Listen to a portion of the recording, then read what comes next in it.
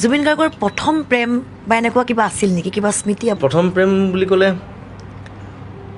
মোৰ অকণ ফানি কথাটো।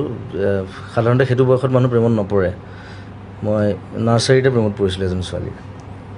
চ' খুব বেছি ক্ল'জ ফ্ৰেণ্ড আছিলে, আৰু এতিয়া নামটো নকওঁ বাৰু। চ' কৰিমগঞ্জত আমি প্ৰান্তিক কিণ্ডাৰগাৰ্টেন স্কুলত পঢ়িছিলোঁ একেলগে।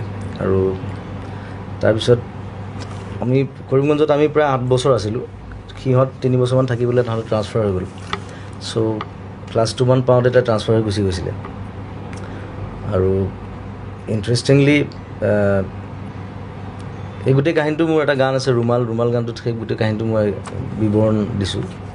ৰুমাল গানটো কাল্পনিক নহয় আচলতে, মোৰ নিজৰ লাইফৰ।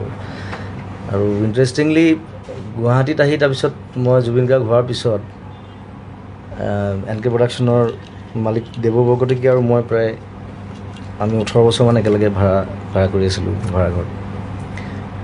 চ' আমি এই জু-ৰোডৰ ওচৰতে এটা ৰাস্তাটোৰ নামটো পাহৰিলোঁ, জোনালীৰ ভিতৰতে এইফালে ক'ৰবাত এটা ঘৰত আমি প্ৰায় 3 বছৰ ভাড়া কৰি থাকিলোঁ এটা ঘৰত।